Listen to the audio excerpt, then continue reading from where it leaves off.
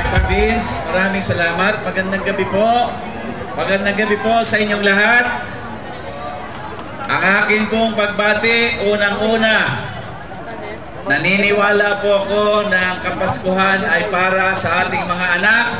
Palakpakan po natin ang atin pong mga bulilit dito sa People's Freedom Park. Siyempre, batiin natin Vice Governor Joseph Ascucha. Palakpakan po natin Luca de Lima. At siyempre po ang atin pong mga department heads na nandito ngayon. Andito po si Sir Bong Palma, Sir Almi, si Sir Paul. Andito po si Ma'am Ginang Toledano. Si Binibining Toledana. Siyempre po ang ating GSO, si Ma'am Eden Borja. Nandito rin po ang ating pong PHO. Palakpakan po natin Doc Ranhal Galado. At nandito rin po ang kanya isa-isang may bahay. Palakpakan po natin Attorney Maydan Algalado. At siyempre po sa lahat ng empleyado ng ating pong provincial government. At siyempre po sa lahat ng ating pong mga magulang na nandito po sa People's Freedom Park. Muli po, magandang gabi sa inyong lahat. Si Kuya Dong po, nang mangampanya sa inyo noong 2022 elections, ang sabi ko po ay bubuksan natin ang Kapitolyo sa mga tao. Nang ako po ay bigyan ninyo ng pagkakataon kasama si Vice Governor Joseph, ang una po namin ginawa, binuksan natin ang atin pong provincial capital sa lahat ng tao na nangangailangan ng tulong. At alam ninyo, nakita ko po nang ako po ay mayor sa Jose Panganiban, malaki po ang aking pagtatanong sapagkat sa bawat oras na ako'y dumadaan sa Kapitolyo, nakikita ko sarado po ang mga gate ng Kapitolyo. Matagal na panahon na hindi kayo naging welcome dito po sa ating People's Freedom Park. Kaya po nang kami ay bigyan ninyo ng pagkakataon, sabay sa pagbubukas ng ating Kapitolyo, binuksan po natin ang mga gates ng ating pong Freedom Park dahil ang gusto po natin, maramdaman ninyo na ang Freedom Park, kayo ay may kalayaang pumasok at lumabas sa loob ng ating pong parke. At nakita ko rin po sa buong lalawigan ng Camarines Norte, ang ating pong bayan ng Daet, ang kaisa-isang bayan na walang parke. Kami po sa Panganiban, ang dami po namin parke. Meron pong Roy Padilla, Doña Punay, meron kaming fountain, meron kaming boardwalk. Ang dami po ng parke na pwedeng pasyalan ng mga kabataan at siyempre ng mga magulang na gusto po kahit papano mag-relax. Nakita ko po sa Daet, salat na salat tayo sa lugar na pwede nating pasyalan. Kaya po ang ginawa natin, pinilit po natin pagandahin ang atin pong People's Freedom Park. At asahan niyo po next year, hindi lang fountain, lalong-lalo na po sa maliliit na mga kabataan natin, magkakaroon na kayo ng sariling children's playground dito po sa loob ng atin pong People's Freedom Park. Gusto po namin na ang mga kabataan ay magkaroon ng kalayaan na makapaglaro, ma-enjoy nila ang kanilang kabataan. At alam niyo po, sa diwa ng Kapaskuhang ito, naniniwala po ako that Christmas is for the children. Ang Kapaskuhan po ay para sa mga kabataan, sa mga ating mga anak.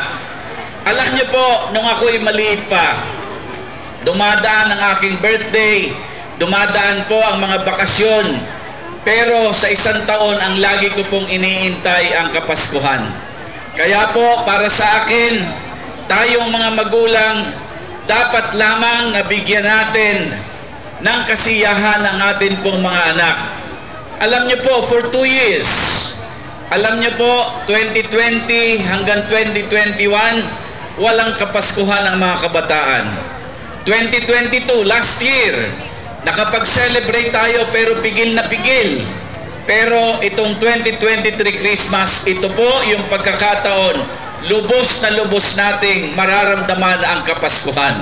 Kaya po, sa akin, bilang isang magulang din, ang akin pong pakikiusap sa lahat ng kapwa ko magulang. We owe happiness to our children. Utang natin ang kaligayahan ng ating mga anak na manggagaling dapat sa ating mga magulang. Kaya po ang akin pong pakiusap sa Paskong ito, bigyan po natin ang bawat kabataan sa Camarines Norte ng ngiti sa kanilang mga labi na ipadalma natin na ang Kapaskuhan ay para sa kanila. At ako po humihiling sa bawat isa, sa bawat isang mamamayan ng Camarines Norte na ang darating na 2024, naniniwala po ako, darating na po ang bagong Camarines Norte. Nakikita ko na ang pag-unlad ng Camarines Norte. Hinihiling lamang po namin ni Vice Governor, huwag tayong tumigil sa atin pong pagdadasal, lalong-lalo na po yung pong ating lalawigan ngayon.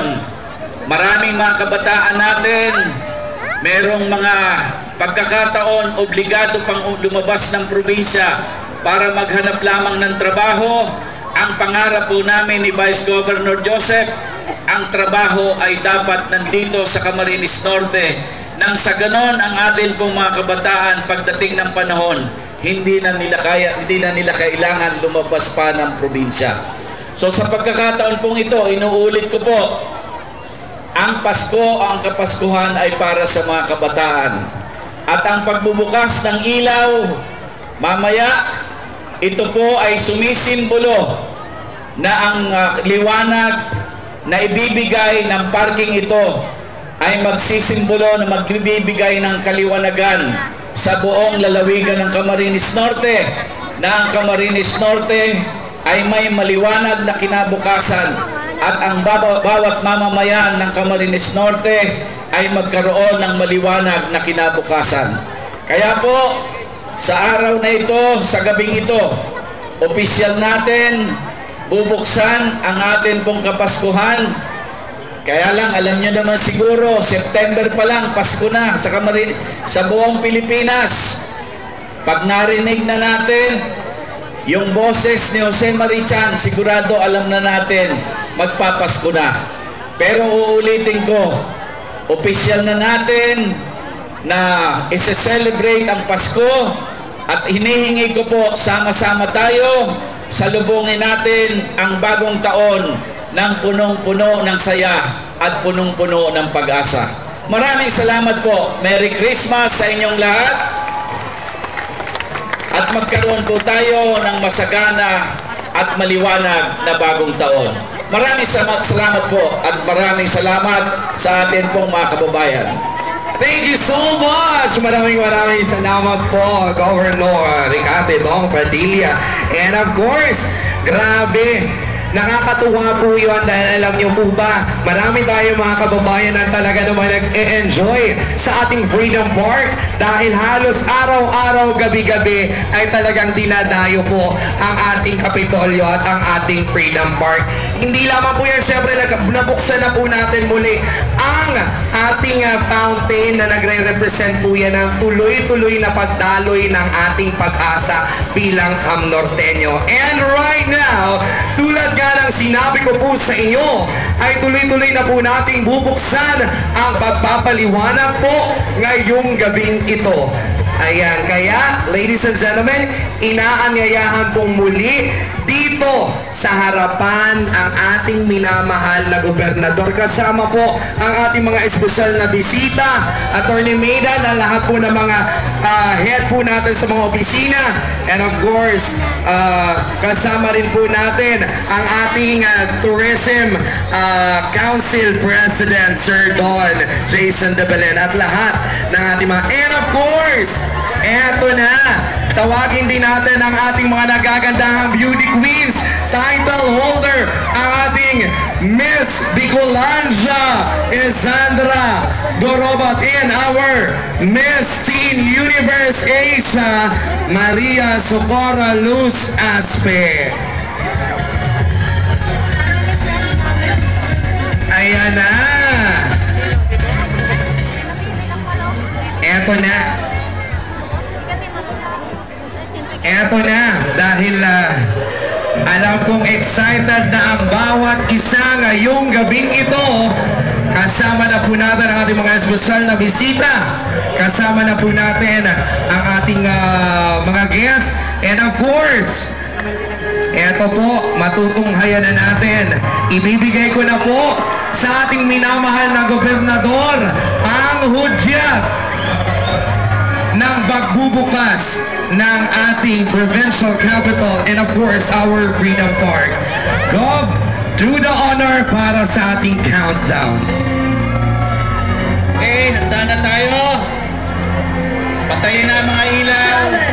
6, 5, 4, 3, 2, 1.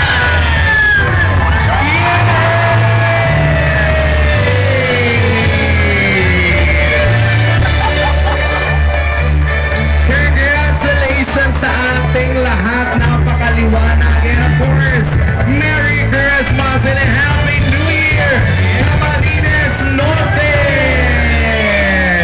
Maligayang Pasko po sa ating lahat. Wow! Ganda naman talaga, Vincent. Yung ating mga ilaw dito sa ating Kapitolyo. Ayan, habang tinitingnan ang lahat at nagpipicture ang lahat, para po sa ating napakaliwanag na gabi ngayon, ay itutuloy-tuloy na rin po natin. Of course, bukas na po ang ating mga puno.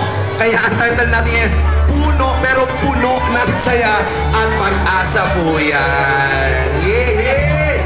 Masaya na naman ang Norteño! Thank you very much. And of course, maraming salamat po. Thank you so much. Ayan, pwede na po tayong umupo ulit para matunghayan na po natin ang ibang mga performances ng ating hinanda ngayon. Once again, maraming salamat po sa lahat ng ating mga nakasama. And of course, our ever beautiful, ang ating mga queens ay kasama natin. Kasama rin natin ang ating Miss Teen International Philippines and our Miss Teen Tourism Philippines. Ay, ako naman talaga. Pag nakagulita ako ng ganito, nararamdaman kong Pasko na. Gusto ko lang hiwain ang keso de bola. Tulad nga lang sinabi ko po sa inyo, eto na, madami na naman tayo mag-picture-picture. And of course, speaking of picture and video, sa ating mga kababayan na na-miss po ang Camarines Norte at ang happenings natin ngayon. Ako, hindi po kayo pinabayaan ng ating minamahal na governor. Dahil kahit nasaan mang sulok kayo ng mundo o ng Pilipinas, ay napapanood po natin ang gabing ito. Siyempre lang po tayo sa ating provincial information Facebook page sa Radyo Pilipinas. Ayan, napapakinggan natin. And